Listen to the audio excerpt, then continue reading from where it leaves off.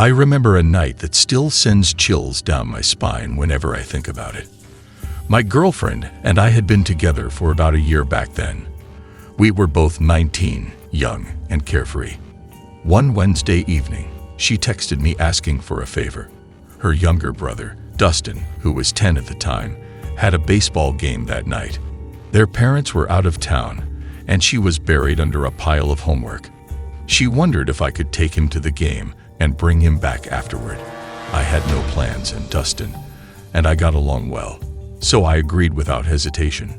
The game was scheduled to start at 7 p.m., so I picked Dustin up around 6:30. The baseball field was in a peculiar location. You had to park in this isolated lot and walk about 5 minutes down a narrow path surrounded by dense woods to reach the field. During the day, it was picturesque, but as dusk settled in, the surroundings took on a more sinister feel. We reached the field just as the sun was setting, casting long shadows over the grounds, keeping everyone on edge. By the time it finally ended, darkness had completely enveloped the area. Most of the crowd had left during the game, so when Dustin finished talking to his coach, we found ourselves among the last people there. As we started our walk back through the forested path, the only light came from our phones and the faint glow of the moon filtering through the treetops. The silence was thick, broken only by the crunching of leaves beneath our feet. I felt a slight unease creeping in, but tried to brush it off. Halfway down the path, Dustin suddenly stopped and grabbed my arm.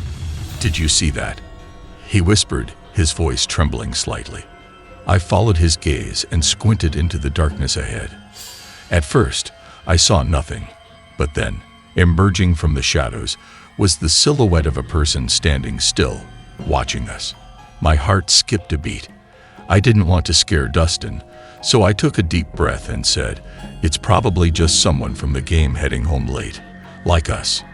But as we resumed walking, the figure stepped off the path and disappeared into the trees. A cold shiver ran down my spine.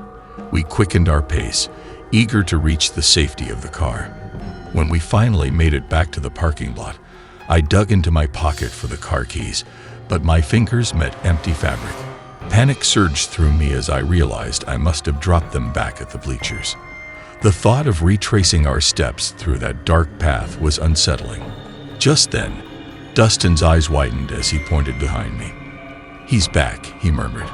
I turned slowly to see the same shadowy figure standing at the edge of the parking lot, illuminated faintly by a distant street lamp. He was closer now, and I could make out more details. A man, perhaps in his mid-30s, wearing disheveled clothes and holding something shiny in his hand. "We need to leave now," I whispered, trying to keep my voice steady for Dustin's sake. Without the car, our only option was to walk.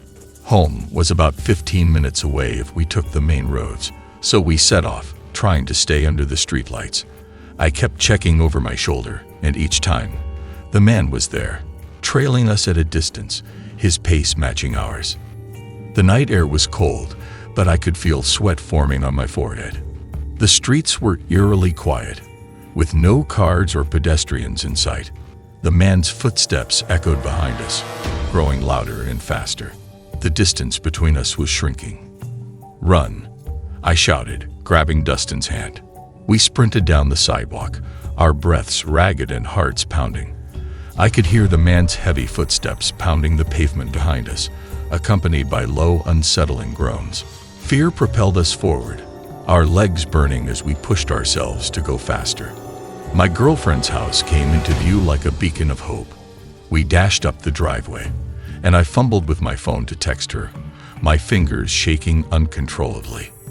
Before I could hit send, the front door swung open, and she stood there, eyes wide with confusion and worry. We barreled inside, slamming the door shut and locking it behind us. All three of us stood there, breathing heavily, trying to process what had just happened. I peeked through the curtains, scanning the street outside. The man stood there on the sidewalk, bathed in the yellow glow of a street lamp. He looked around, realizing he'd lost us, and let out a frustrated shout before turning and disappearing into the night. We called the police immediately, and they arrived promptly, combing the area for any sign of him. But he was gone, leaving only the lingering fear and unanswered questions. But even in the safety of daylight, the memory of that night remained vivid and haunting. It served as a chilling reminder that danger can lurk in the most unexpected places and moments. To this day, I still get uneasy walking alone at night, always glancing over my shoulder, listening for footsteps that shouldn't be there.